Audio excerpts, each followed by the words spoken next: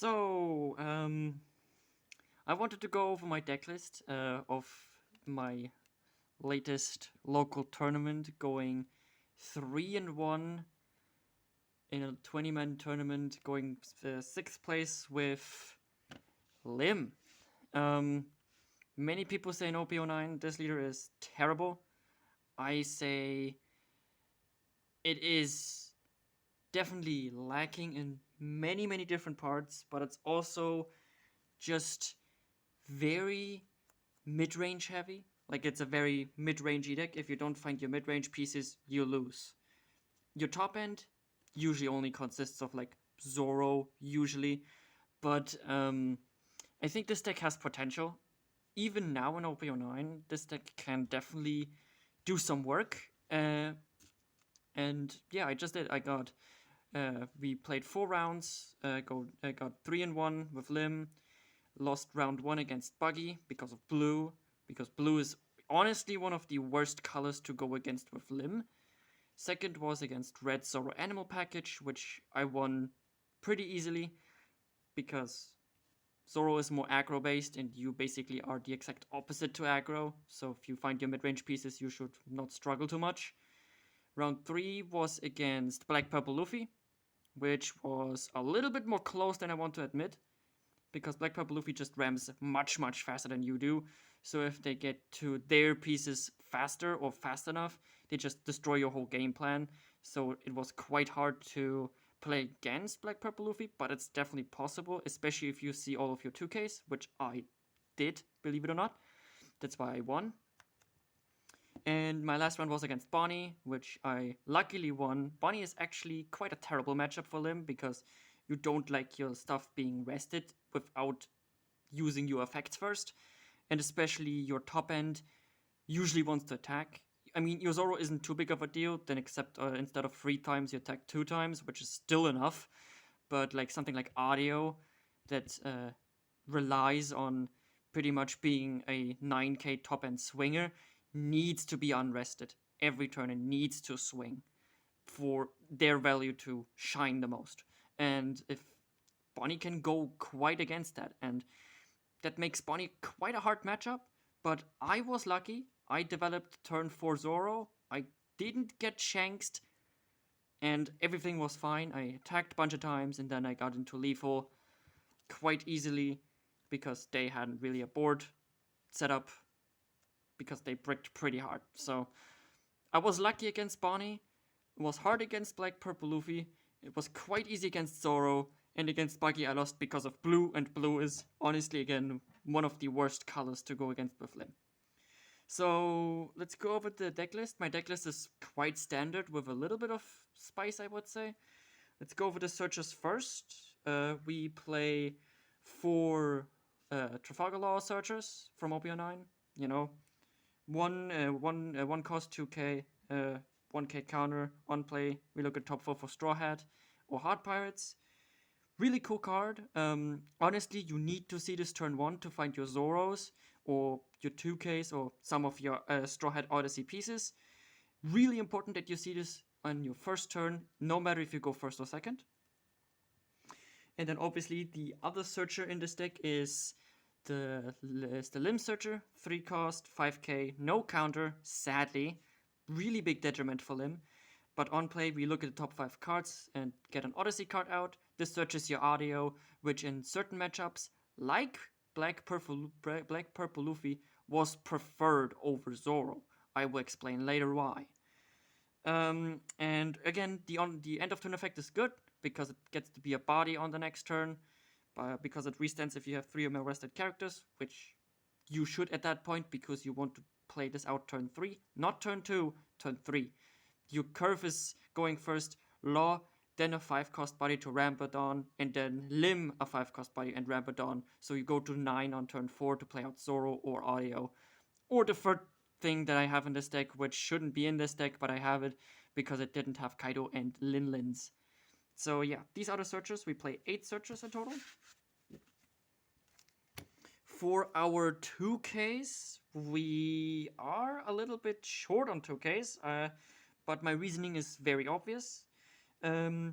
We play 4 Ace 2Ks. I mean, it's the only Odyssey searchable 2K up until now, so obviously we need to play it. And it is also pretty good. It's a 5 cost 5K with 2K counter, and on play, if you have 2 more rested characters, it rests a 5 cost or less, which goes around Sabo blockers in black yellow or black decks, which is good, or other 5 cost blockers you don't really want to deal with, which is really nice. It doesn't really come up too much, but if you have it, you like to see it. I won, I rested a Frankie blocker and go for game against Black Purple Luffy with this, so it makes sense to run. And then another 2K we have, or the last 2K we have, is 4 of the 6 cost blocker 2K Sanjis. It's only in there because I don't have Usohachis, and I actually like this card quite a bit because it is 6 cost 6K with 2K counter, and it has blocker. So for an emergency blocker, if you really break hard and you don't see your pieces, you can play this. And it's actually good, because it's a 6K blocker still. It comes in rested, yes, but if your opponent just doesn't track it well, you still get a 6K body or a 6K blocker, which is still okay. But honestly, it's usually just a 2K. And it's searchable off law, so that's why we play it. You can run more 2Ks. I only run 8 because of audio. Because audio just gives you an extra 2K per turn, which is a lifesaver in certain points. So yeah, just 8 2Ks for this deck. In OP10, obviously, we will run more because we get better 2Ks. Let's go over our blocker package. We run quite a bunch of blockers. First of all, I run 4 of the Rosinante blocker. Rosinante is cool. He's 3 cost 4K blocker with 1K counter, and he restands on the opponent's attack, which is cool. So you play him out for 3. If you don't find Limb Searcher on turn 3, you play him out for 3. You have a blocker that can stand himself up to be a blocker on your opponent's turn, and you still can go into your 5 cost character to Rabadon with leader effect. So why is this for me such an important card? I think it's a good secondary 3 cost card to go into, probably the best you can play for Odyssey, because it's searchable, it is a blocker, and this deck is naturally a lot more defensive than you think. It is mid-range, but it's defensive mid-range. It's not offensive mid-range, it's defensive board building mid-range. That's what this deck is all about in OP09. In OP10 it gets a little bit more aggressive, or even more control heavy if you want to play the control strategy with kids and Dofis and stuff, but not yet. I think in OP10 it's going to be more control heavy, or even going harder into the Straw Hat package in order to go with rushers, for example, like Sanji or 9 cost Luffy, something like that. But for that to work, we need restands. We need restands and stuff. I mean, there is ways of restanding your characters on your opponent's turn. Like there's this 1 cost Odyssey event that restands 2 characters and gives you 2K with, for battle for 1 cost, which do that you can play that to restand your high-end characters. But usually this deck in OP09 is all about mid-range, and that's why we play mid-range, and we play defensive mid-range because we are terrible against almost every other meta deck. So we want to play as defensively as possible, so we don't get overrun by something like a rush deck. One of the spices I play is 2 of the 4-cost law blockers from SD10. It's 4/5, 1K counter blocker, and on play you can dawn -1. And if your opponent has 7 or more cards in their hand, you just trash 2 cards randomly. Really good blocker. Searchable of law. Of the Searcher Law, and it's really nice against like hand-heavy decks. NL, Dofi, Bonnie, you know, you can just really decimate their hand with this, and this is why we play this. In OP10, you can honestly cut it for something completely different. You can also cut it for more 2Ks or more of your 6K Odyssey buddies, but I think it's a good card to run. It's a good blocker, and on an emergency, ripping 2 cards is really valuable. And the last blocker in this deck is obviously 4 of the new Doflamingo 5 cost 6k with 1k counter blocker, and on the end of your turn, if you have 2 more rested characters, you restand. And this is the best card in the deck, hands down. Like, without this card, Lim would be unplayable in OP09 and OP10. Like, in OP9, it is hard to play, but in OP10, it is easier to play, but without Dofi, it would be unplayable nevertheless, because this is the best card in the deck. If you have a lot of those set up, your opponent just cannot get through to you, because you have a lot of blockers, they restand themselves every turn and are attackers. Which is what this deck is all about. A defensive mid-range attacker. He attacks for 6, he restands himself and is a 6k blocker at the opponent's turn, which is vital. Very vital. I won against Bonnie because I set up 2 of those. And I had a 3rd one in hand if I needed it. But yeah, it is very important that you see those as soon as possible. This is honestly the card you want to play off Lim Effect if you don't fight Sabo. But we go over that later. Yeah, we run 10 blockers in this deck. Honestly, obviously these ratios are going to change in OP10 because we get a bunch of new good support, which is honestly better than playing 10 blockers, because then we can go from defense to offense more. Next, we have our Odyssey cards, and we go in cost order, starting with cost 4. We have 3 of Usopp. Usopp is good, but it isn't too good. Why? He's only 4-5. If he would have been 5-6, he would be good, because then 5k, 6k bodies are always what you want to play out of your lead effects. But 4-5, 1k counter, on play, if you have 2 or more rested characters, draw 2, trash 2. Really easy cycle, very nice cycle, comes up a lot, but the fact that he's only a 5k body is a bit of a detriment, because he's easily overswingable because he comes unrested, and, you know, it's only a 5k body. We want to develop 6k bodies because we want to swing into our opponent's leader as much as possible. Honestly, Lim is a leader swing deck in OP09. You don't care about the opponent's board unless it's really important that you do care. If the board is not too important, then you don't care and just swing at leader every time with every character you have, because it's vital that you get a 5-life leader to as low as a life as possible to set him up for a Zoro sweep, for example. The next 4 cost and last 4 cost is 3 of Nico Robin. Robin is good, but only if you have Kaido Linden. She isn't good right now for me because she's only good for me against black or red decks that KO on effects. But she is 4-5, 1k counter, on play. If you have 2 or more rested characters, none of our Odysseys and Straw Hats can be KO'd by effects. Really good, really vital, but right now, for my deck, not that necessary. That's why I only play 3. As soon as I put Kaido Lindlands in here, this goes up to 4. And obviously, for good reason. Let's go over 5 cost next. We run, obviously, 4 of the new Sabo. Sabo, insanely good card. 5 cost, 6k, 1k counter, on attack, once per turn. If you have 3 or more rested characters, you draw a card. Really, really good. It's a 6k body. It's a body that we want to develop of leader effect, and it's insanely good to see early because you get to 3 rested characters quite easily.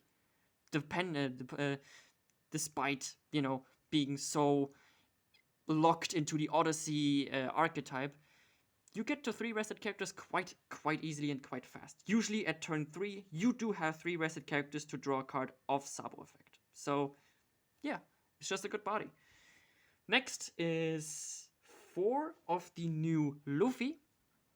Also, 5 cost 6k, 1k counter, on play. If you have 2 more rested characters, you rest one of your opponent's Dawn or characters with a cost of 6 less. Great against Bonnie. I didn't see it against Bonnie, but great against Bonnie because you can just get rid of the leader effect, which is really important to do because you want to swing as much as possible. I didn't sadly see Luffy too much against Bonnie, so I couldn't really utilize him well, but 6k body, great for leader effect. I don't really have to say much more. Next, 2 more 5 costs. These are 2 5-cost Sanjis. Again, 5 cost 6k, 1k counter, and on KO, we may add the top or bottom card of our life to our hand, and then we can play one Odyssey type character with a cost of 4 less from our trash rested. Good, but not too good. That's why I only run 2. We want enough 5-cost characters to play off leader effect to have a good curve, but we don't want to overstate our welcome. And this Sanji is definitely the most cuttable card in this 5-cost stat line, 5/6 stat line, which is fair, but it is honestly not too good in most matchups. In like something like Anami, great, because you can KO it yourself if you play something like a single target wipe something, or you can just let it get wiped. It's good if you can play it right, but usually in this meta right now in OP09, you don't really play that out too often. Yes, it can play back your Robins and your Usops to trigger the on plays again, but it doesn't really matter if you go for mid-range. Mid-range is not what you want here, it's what you want here. And then we have 2 6-costs, and it's the only 6-cost we run.